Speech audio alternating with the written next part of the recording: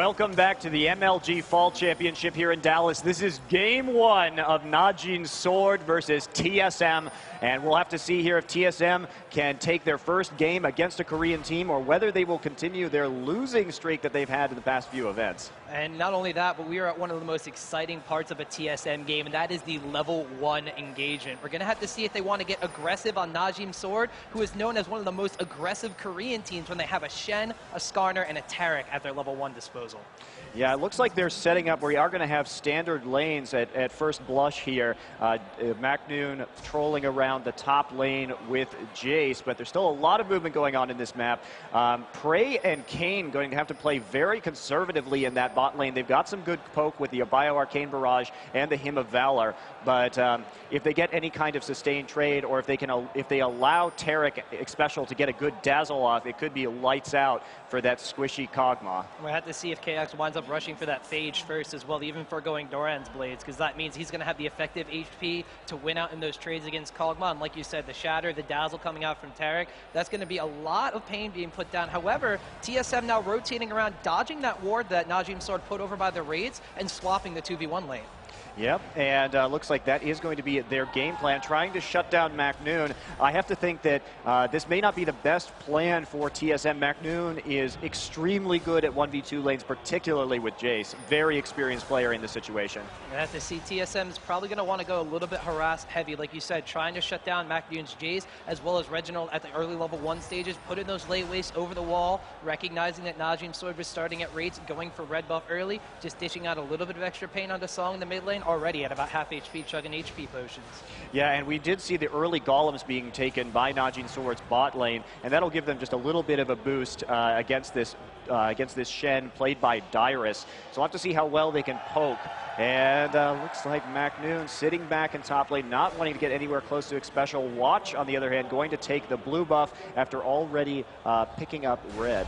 Yeah, and we do have McNoon's Jace only running 29 armor, so that means Gatling Gun and Shatter are going to put him down to basically absolute 0. So that is going to be heavy harass coming out from Chaos and Special. And then actually we see Oddone coming over potentially for a gank with red buff at level 3. Yeah, in the meantime, Song is actually trading very effectively in middle lane with Reginald. He's already forced him to burn a pot just from some auto attack harass and command attack harass. So great control and playing an aggressive Orianna, trying to zone him out from getting some CS. We did see Oddone poking his head into the brush top lane, not being able to go around for a gank just because of the natural wave pushing power of the 2v1 lane. No wards were actually down there for Jace to know it was coming, but Oddone decides to head back. Meanwhile, bottom lane, we do have Dyrus still in the same position. McNoon is just on the opposite side of the map, only level 1 compared to level 3 on Prey, and in a bad spot against his tower.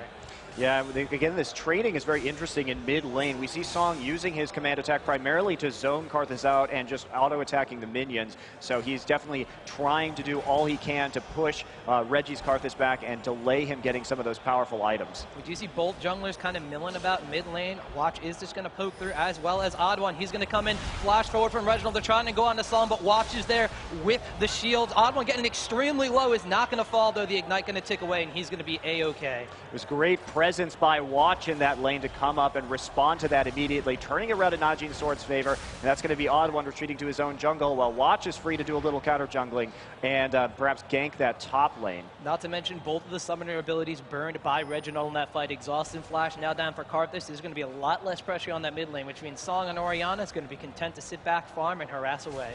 Yeah, and the 2v1 lane's going about the same for both sides. Dyrus with 7 CS, McNoon's Jace with 8. So not too much of a difference. McNoon hasn't gotten a big advantage yet. Neither has Dyrus. They're getting poked down in bottom lane. That Bio Arcane Barrage and Hymn of Valor combo kind of keeping him on his heels. Not to mention that, but that extra range from Bio Arcane Barrage on Kog'Maw means that he's taking a lot more shots at that tower in bottom lane, as opposed to Chaos on Corki, not being able to poke down nearly as much damage on the top lane tower for McNoon. McNoon being able to respond with his own poke, though, with that acceleration gate and shock blast, whereas Dyrus has to step up the trade with Vorpal Blades.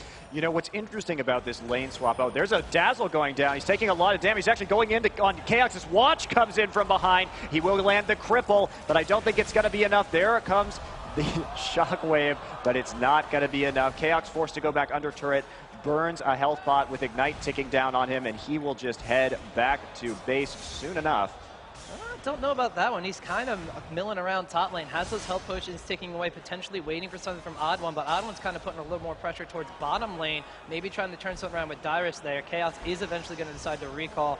Dyrus, in the meantime, that tower is down to about below 400 HP. Odd One sitting on a ward in that brush. Prey and Kane know exactly what is up, and it looks like he's just going to give a little bit of relief to Dyrus, and he decides to go back to base and buy up.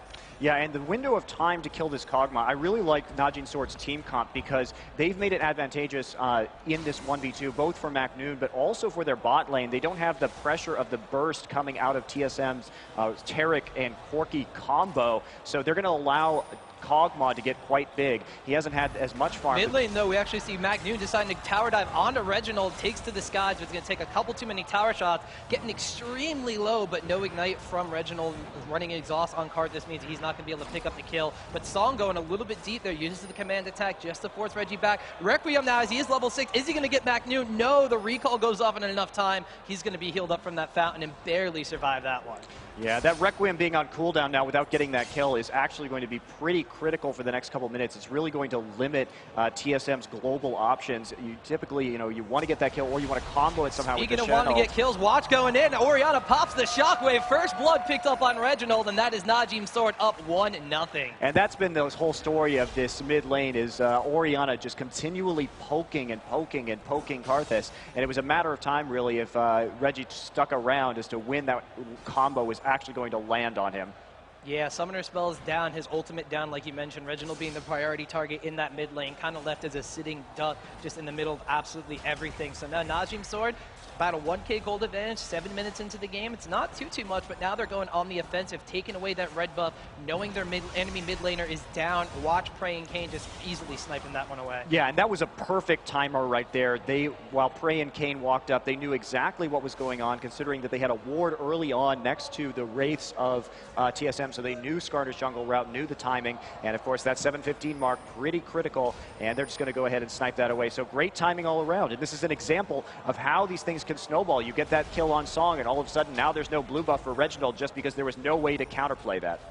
Meanwhile, that 2v1 swap coming out from TSM really not working in their favor. Bottom lane's tower is almost dead, whereas Chaos and Special haven't been able to really pressure McNoon, and his tower only taking about 100 HP worth of damage, which is, well, 100 HP is pretty much all that Dyrus' tower has left. So Najin Sword, being very accustomed to the lane swap, just like you said, paying off in spades to them as McNoon knows what to do. Watch going in now. TSM does have a ward. They're trying to see if they can get this blue buff. Watch is just going to back off. Let's see if Song, he's coming in with that dissonance, speeding up, trying to get somebody over there. They've got 3 members of TSM, not Karthus up there though, so they're not going to give it to Reggie, just trying to take it away. Looks like maybe going to give it to Odd One, as he is going to be able to get the experience and move through the jungle quicker. No command shockwave and Orianna means that Najin Sword very wisely backing off of that engagement. TSM's members just had a little bit too much HP compared to their own. You know what I love about Najin Sword's play right now is that they've frozen the lane. So previously you saw Prey and Kane pushing up towards that tower, getting it very, very low. But now they're content just to keep it low, so they can take this tower anytime they want and force that map control that it will give.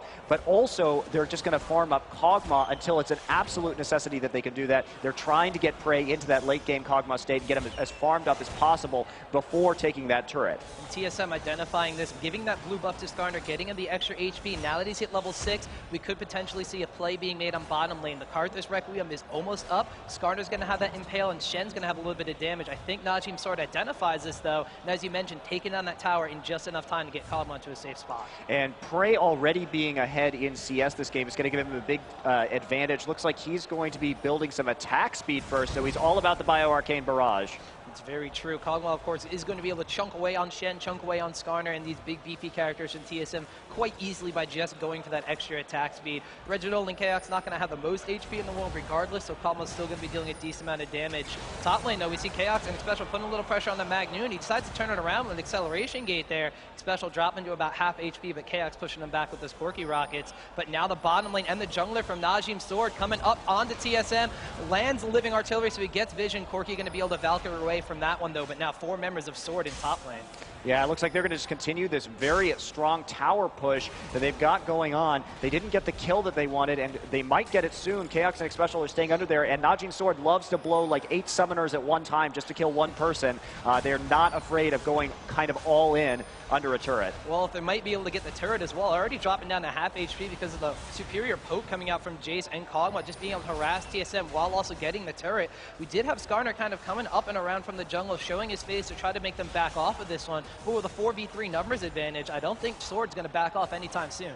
Well, of course, we do have the global presence of Shen and Karthus, so that could turn this fight around very, very quickly. There comes the Impale onto Prey. They're going to pull him under the turret. Xpecial goes down almost immediately, but here comes Requiem, and there goes McNoon. He's running back Prey very low. Dyrus gets into the mix with Stand United, and are they going to be able to finish Prey or McNoon? They really got to wind up getting one of the members of Najin Sword to make this trade worthwhile. Prey actually coming around, gets hit by a Corki Rocket, so he knows that he's there, trying to get damage onto Chaos. Living Artillery not going to be enough. Odd One is going to net himself the kill there, and a very nice 1-for-1 trade, or 1-for-2 trade for TSM.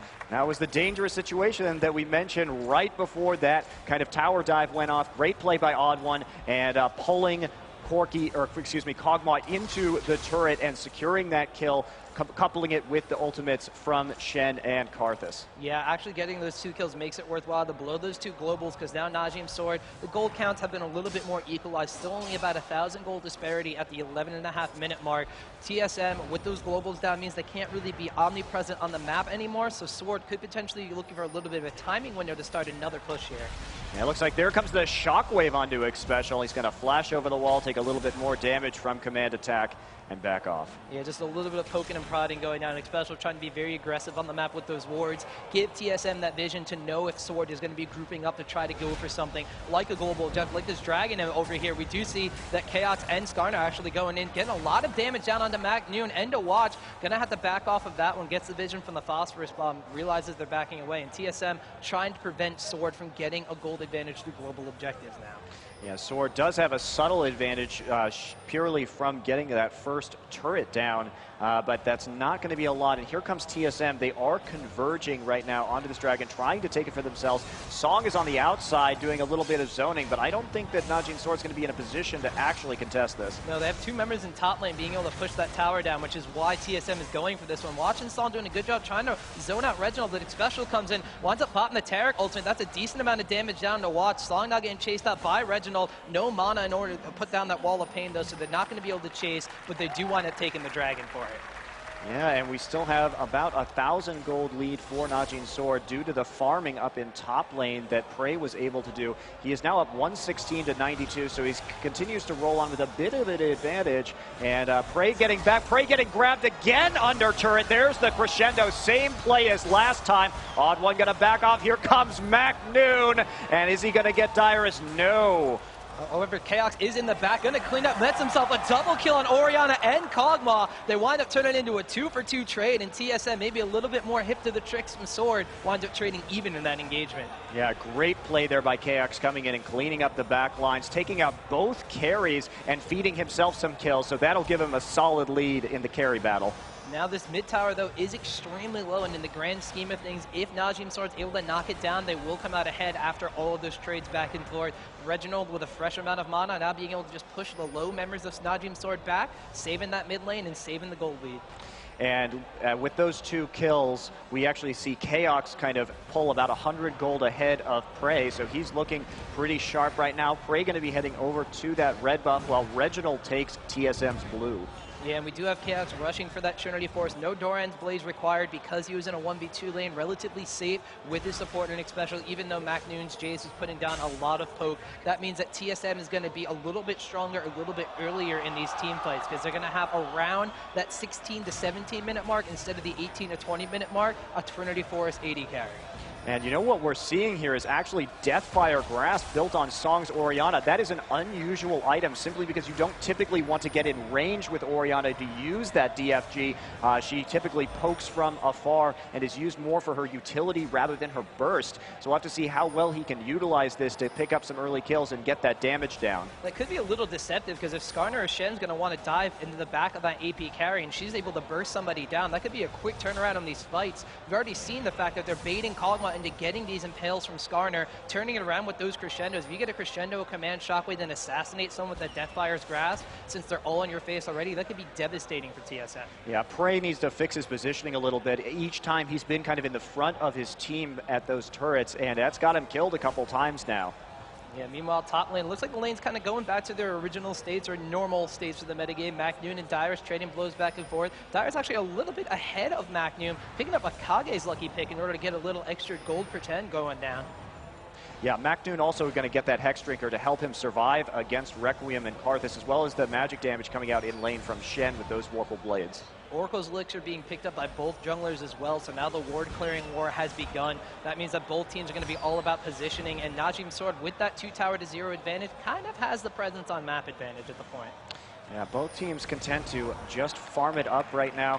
The gold difference is dwindling to about 500. 4 to 4 are the kills, and we have a 2-turret advantage, so a bit of more map presence for Najin Sword. And TSM is, like I said, they're going to want to farm Corki up to that Trinity Forest as quick as possible. Go for some sort of mid-game team fight. We've seen this a lot from them. The next time Dragon respawns, they could potentially be going for something around that area. They could be going for maybe a little bit of a forced engagement around a Baron Dance, or maybe a push on a tower or something. But TSM, as soon as that Trinity Force is completed, as soon as Karthus has all his cooldowns up still, has a blue buff acquired, that's going to be when they want to engage down onto Najin Sword. Yeah, and Prey going to go ahead and do some trades with Chaos. There comes the Dazzle, doing a bit of damage with that P-Bomb, getting a Phage proc, but nothing serious in the trade, although Najin Sword comes out the worse for wear. Yeah, and like I said, once Chaos has that Phage acquired, he's going to be able to have that effective HP to trade back and forth with Kog'Maw, despite him having the Bio-Arcane Barrage, dealing a little bit of extra magic damage. Corki a little bit more bursty with those Phosphorus Bombs, Gatling Gun, and the Taric Shatter, like I said, going to be absolutely devastating for a pre-late game Kog'Maw. And we now have Phantom Dancer completed on Kog'Maw, so a bit of a power spike here. Song's going to go in with the Shockwave. Here's MacNoon. There's the Shen shield coming down, but he manages to die before Shen can actually pull that ult off. They will trade 1-for-1, however. Yeah, and the jungler acquiring a kill on the mid lane and on both sides there, kind of equalizing regardless of the fact. So both mid lanes are down. Karthus did save that Requiem though, so as I mentioned, he's going to want to utilize that in a better team fight situation. TSM not being able to capitalize on that one. Like you said, Shen not really teleporting in. Najin Sword is going to take this tower, establish a little bit more of a solid gold lead, a little bit more of a forward presence against TSM. All the outer towers are now down, and TSM, like I said, they want to go for a fight towards the middle. They want to reestablish positioning on the map and try to take the aggression onto Sword. Yeah, it looks like Sword is just going to return to their own jungle for the time being. Reginald has finished his Rod of Ages here at the 18-minute mark, so a bit later than would be optimal. He has died a couple of times. No stacks on that yet. Meantime, Kog'Maw going to be continually getting scarier and scarier up to that 160 mark, so still a bit ahead of Chaos, but probably a bit behind in gold due to those kills. And we see Dyrus in the back requiring a recurve bow. We're going to have to see. He already has the Ruby Crystal, most likely going for that Ionic Spark, going for a little bit more of a split push composition. So that means we're going to see Dyrus pushing away in top or bottom lane while TSM goes for that engagement somewhere else on the map, tries to contest a global objective from Sword. Going to want to go in with that Stand United, but if they're able to melt down the primary targets like Corki, like Karthus, as they did in that previous middle engagement, it might not really work out the best for TSM. Yeah, and TSM's what they have to work on right now is just surviving long enough at turrets while the siege goes down. Of course, Najin Sword is a very strong team for sieging. Watch got to be really careful. Skarner not going to actually land the ultimate, is on cooldown, so Watch using his own to knock him away. Dyrus in the meantime getting jumped on by MacNoon. There's a taunt going down. The crescendo goes across Reginald and Odd One. Reggie going in the middle of absolutely everything. Chaos is going to take down MacNoon. Sona going to get the kill on Karthus, but here comes Requiem, dishing out a little bit of pain, not being able to pick up any kills as anybody is not low enough for that to go down. And TSM forcing to engage, going 1-for-1, and looky here, Global Objective Dragon is now responds. Yeah, and Najin Sword's Prey there got a really good exhaust on him from TSM, so that prevented him from doing most of the damage that he could have done in that fight because he had a good positioning and was opening up with that Bio-Arcane Barrage the whole time. So nice job there by I believe it's special. Ooh, the Dragon Steal by Orianna. TSM not going to be happy about that one. We do have Odd One's ultimate up though, but Skarner not going to want to go for any engages on there. That was really, really clutch by Sword. Well, we saw a lot of Dragon Steals actually by TSM yesterday against CLG North America, so they're getting a little bit of their karmic reward, getting it stolen today by Orianna. Oh, karma, karma, karma. Too bad we're never going to see that champion here at MLG. But regardless of the fact, TSM now still has a little bit more forward map presence, even though they've given up the global objective of Dragon, or not given up, but lost it, unfortunately. The gold count's still about that 1K to 1.5K gold. We had that mid lane pushing out a little bit. Not going to go to try to knock down any towers or anything now with Sword on the recall from that last Dragon fight. But now just going back, acquiring their buffs. We see Chaos picking up his red buff. Dyrus clearing out that top lane as it tries to push back against them. And they're just going to try to, like I said, establish a little bit more forward presence against Sword. Yeah, and a lot of it's going to come down to how the wards are knocked out. We see a lot of map vision right now for TSM. They've got a bunch of wards on both sides of the river currently, and Watch has that Oracle, but he hasn't been doing as good of a job of sweeping as Odd One Skarner. Yeah, Skarner doing a really good job of clearing out those wards. It set up the fight around Dragon. It set up the fight around mid lane. Watch did wind up surviving that engagement that they had in the middle, so his Oracle's Elixir has been saved. But as you said, not really roaming around as much as Skarner has been, but that is, of course, because Sword's been a little bit more clustered together and going for those towers with the 3-0 advantage. Yeah, MacNoon also running a lot of armor penetration runes. He started with about 15 and only about 6.8 flat damage. So he's been getting the Hex Drinker. Now the Brutalizer added onto that, and his poke is going to start hurting a lot, especially if he picks up a BF Sword or a Bloodthirster next. Yeah, it's also going to be doing a little bit more damage against a TSM comp that has a lot of extra armor from that Taric Shatter. Now TSM maybe putting a pincer down on Sword. Dyrus taking a brunt of the damage, is going to taunt away. Odd One actually walking into a crescendo there. Dyrus barely staying alive because of the feint, but now we have Chaos taking a lot of pain. Reginald coming in the middle of absolutely everything. Odd One trying to chase after Lee Sin is going to fall, so one Oracle's down. Reggie in the meantime is still alive. He is taken down very, very low. MacNoon going to take to the skies and finish off Reggie there. No Requiem available to clean up this fight, especially now getting extremely low. MacNoon cleans up with a double kill, and that is a 3-for-none, and Oracle's down, and Najin Sword taking it to TSM. Oh, Tom, look at Reginald's Requiem comes up right now, so if he had managed to live for just a couple more seconds, he probably would have been able to clean up a couple members of Sword. That's what happens when you don't fight with that Requiem. They had some good fights earlier, turned in their favor by that spell, but not now.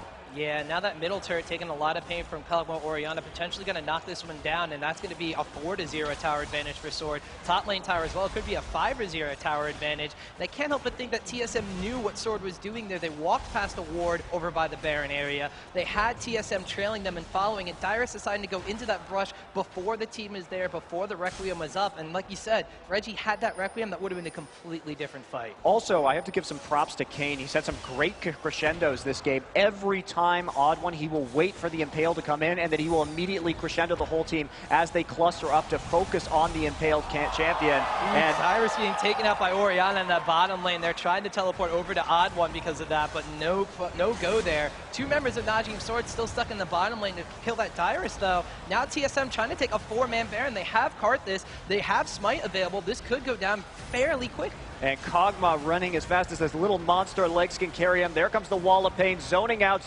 Baron at 2,800 HP, dropping 2,500. Here comes MacNoon trying to take out Reginald. There's an exhaust. He'll live, but take out Reggie. Oh, and the Baron is just super low. Orianna now joining the fray. Special takes down MacNoon, but double kill now acquired from Orianna. Skarner being able to take the Baron buff, but Special's going to get hunted down, and that is going to be a kill for Kog'Maw. Not the person you want to wind up feeding. And now the only member of TSM, does Dyrus have it? No. Just Chaos with the Baron buff. Yeah, and this is going to be really good for Najin Sword. Let's see if they're able to actually put on some pressure before the members of TSM come back up. Looks like Prey's more concerned with farming right now. He is up 183 to 174, so a subtle difference. Gold right now, 7,500 for Chaos, about 8,000 for Prey. So just a slight advantage. Again, this game still definitely difficult to tell who's going to come out on top. I mean, even though they didn't get the Baron buff on absolutely everybody, they gave it to their AD carry, one of the most important people in order to have that, to get the little bit extra oomph for his Trinity Force already. Now acquired a BF Sword from the extra gold that they've acquired from it. TSM, they're down 5 towers to 0. They're down in kills 13 to 7, but take a look at the gold count. They're keeping it within 3,000 to 4,000. About a 4,000 advantage now for Sword. It's the largest it's been in this game, despite Sword having all this forward map presence, all these objectives down. round. TSM trying to stay neck and neck with this one.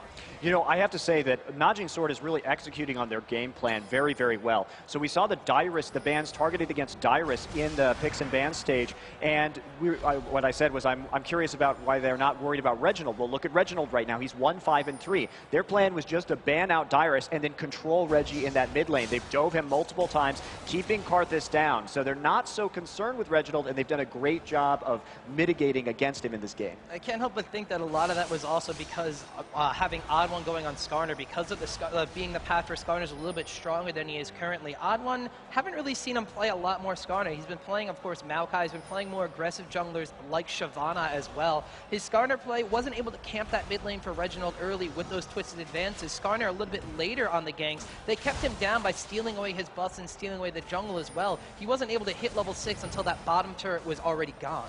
Yeah, absolutely. And now we see Prey drawing ever closer to that Infinity Edge, and that's going to be the point where he starts doing just a preposterous amount of damage. Dragon is unwarded and undefended, and that'll be a free Dragon for Najin Sword. And that is going to help Kog'Maw pick up that Infinity Edge all that much quicker, already on the way back, completing it because of that global goal from Dragon. So now Kog'Maw, Phantom Dancer, Infinity Edge. It's 25, 26 minutes into this game, Monte Cristo, and that Kog'Maw is already approaching basically endgame status. Well, yeah, I mean, Najin Sword has done an excellent job of getting Prey farmed up. That has been their focus. They had a game plan coming into this, and they're executing it very, very well. The 2v1, I think, ended up in their favor purely for late-game reasons, and Prey getting absolutely terrifying. Now with that Infinity Edge, totally finished. Yeah, even though Corki has 3 kills and 3 assists, he just does not have the same kind of farm that Prey was able to get in that 1v2 lane, as you mentioned. He doesn't have the global objective goal from all those towers and the dragons they were able to secure. 2 of them as they stole one away from TSM.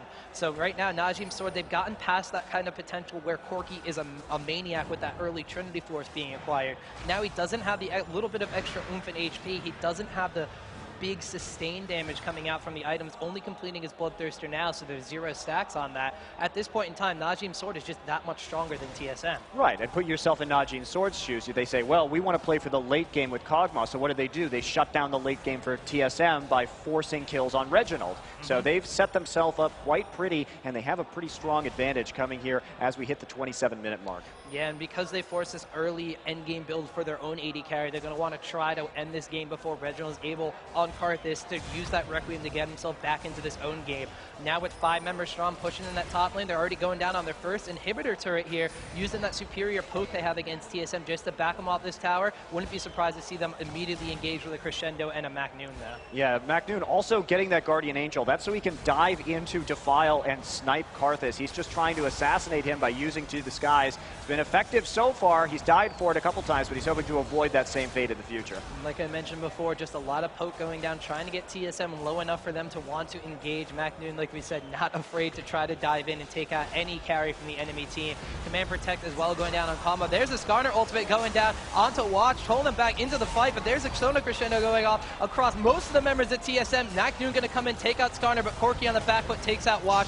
Karthus' Requiem is still up, going into the middle of the fray now, trying to get as much damage on as possible. Macnoon finally going to take him out, but here comes the Requiem. A lot of members of Najin Sword low. Azanya's from Orianna's going to keep her alive. Chaos over the wall, able to take down Sona. Turns around, but Macnoon's going to take him out. He does manage to kill Kog'Maw. Triple kill acquired by Macnoon now as Orianna on her own taking out a double kill, and that is an ace for Najin Sword. 5-3. They are taking down an inhibitor, and TSM nothing to do. And that's why you don't give Macnoon Jace, Tom. Unfortunately, TSM did give Macnoon Jace, and he's able, not even Guardian Angel being popped in that fight. He and his team take out that top inhibitor, 18 kills to 10, 46K to 39.5K gold advantage. Najin Sword in a commanding lead in game 1 against TSM. Yeah, I find it interesting that they chose to push that top lane just because it doesn't put as much pressure on Baron if your blue team, usually getting bottom lane, of course, is further away from the Baron pit. But nevertheless, that inhibitor going down quite quickly, and Najin Sword setting themselves up with a pretty big advantage. We have about a minute and 15 seconds until Baron buff comes up anyway. And if you're Najin Sword at this point, you have the superior team fight. You have a lane, like you said, pushing in the top lane, not applying the same kind of pressure for the red side if you are going to be on the blue team. However, they are going to be able to quickly transition if they take a team fight at Baron. That top lane is a lot shorter distance away. They could just push in and wind up winning against TSM if they take them at a Baron fight. And Prey now has picked up a Quicksilver sash with the money that he's made in the last couple team fights, and that's kind of goes double duty against a team like TSM. Of course, that'll help protect him against the Requiem, as well as giving him that cleanse out of the Impale. So that's going to solve a lot of his problems that he was having earlier this game. And by the way, in that last fight, again, Kane coming with the crescendo over the top once Watch was grabbed with Impale, so he just locks up the team so that they can't do anything with that Impale and they can't focus fire and actually kill somebody. They did get Watch, but they put a lot of effort into it while McNoon was going hog wild on them. Yeah, and like you mentioned before, not being able to really snipe down a member with the Trinity Force of Fire from Corki, of course, with Karthus being able to shred away HP very quickly, as well as put a wall of pain down across those targets, or at least zone out the enemy team. That crescendo coming in means that TSM has no sustained damage whatsoever, and if Watch is able to survive, he's able to, of course, safeguard Iron Will, acquire more shields for his team as well as dishing out a little bit of pain. He has acquired, actually, the Aegis of the Legion for the squad as well, which means he's going to be a huge presence in these team fights. Not taking him out is very, very difficult. And there comes the quick Baron. They were able to do it quickly because McNoon had picked up the BF sword on his most recent back, meaning that his damage output was considerably higher than it was earlier. They tricked TSM because Prey on Kog'Maw stayed in mid lane, so they didn't think that they would be able to do the Baron quickly without Kog'Maw there. They do have a Wriggles Lantern on Lee Sin. Of course, Smite's going to help out, and McNoon just dishing out a ton of damage already. Means that that Baron was not long for the world regardless. Dyrus continuing to try to split push, but even the split push on TSM's not being as effective because of how far forward Najin Sword is on the map. Look at their wards, look at their minions, look at where they are. They're completely into TSM's base. Even though Shen's being able to split push, has to stand united to do so, he's not really able to even push past his own river. Yeah, we'll see if Prey can actually bait the Skarner ult out here. I'm sure they've noticed that he has the QSS, but he tries to make himself an attractive target. So he does have his flash is not up, and his cleanse is not up, actually. So there comes the cleanse up now, and they're going to just poke down this inhibitor, and TSM is not going to be able to do anything about it. Taunting them a little bit by leaving the inhibitor at just a little bit of HP to see if TSM was going to want to try to engage on them and save it. TSM, though, a little bit more wise than that, backing off, and they do manage to take down the inhibitor. Now, with 2 inhibitors already taken, they're going back, securing their own buffs, securing the enemy buffs, taking down the global objective at Dragon. Kog'Maw just shredding through that like it was absolutely nothing, like paper or something. Just being able to take all these gold advantages, furthering out to almost a 10k gold advantage over TSM. And I don't quite remember the statistic, but when the enemy team has 2 inhibitors down, there's a very slim chance they're able to come back from it. Yeah, and also we see Kane picking up that Shirelia's Reverie. The amount of engage and disengage on Najin Sword is enormous. Basically, they're going to be able to kite Reginald all day, get out of his Defile easy peasy, and that's going to be very difficult for him to do any damage besides with his Requiem. And the best thing is with this Baron buff, with everything, actually, Skarner going to go in, flashes in, gets the Impale onto Watch. Crescendo a little bit too late. They're able to take him down fairly low. Chaos actually going to be able to pick up a kill. McNoon dropping very low. Karthus did flash forward, wind up trying to get a lot of damage on, pops the Requiem. Guardian Angel now down for McNoon. Are they going to try to get the taunt down? Yes, he is. Shen getting the taunt across, shut down onto McNoon, but the shockwave is going to wind up knocking down Chaos low enough for Prey to get that kill. Now chasing down the odd one, double kill acquired. Song actually having his own Guardian Angel pop in that fight. Actually, no, there's a Zanya's Hourglass saving him. Dyrus now having the Guardian Angel proc as he's trying to chase him down, not being able to pick up kill on Orianna. Dyrus now not long for the world, and that is just Kog'Maw tearing through TSM. And you know what? They can grab Watch all they want, but at this point in the game, Lee Sin is not a really threatening target. When you put all of your damage out onto Lee Sin, what's going to happen is Prey is just going to open up with the artillery on your carries, and that's exactly what happened. And unless there's a miracle here from Xpecial, this will be a game 1 to Najin Sword. And Specials worked miracles in the past, but I don't think he could do much against a 4-member team strong of Najin Sword. Wailing away on the Nexus, not even bothering at Reginald. They're going to take a pretty decisive game 1 in this best of 3 against Team Solo Mid. Absolutely, Tom. So Najin Sword there, looking pretty calm after a big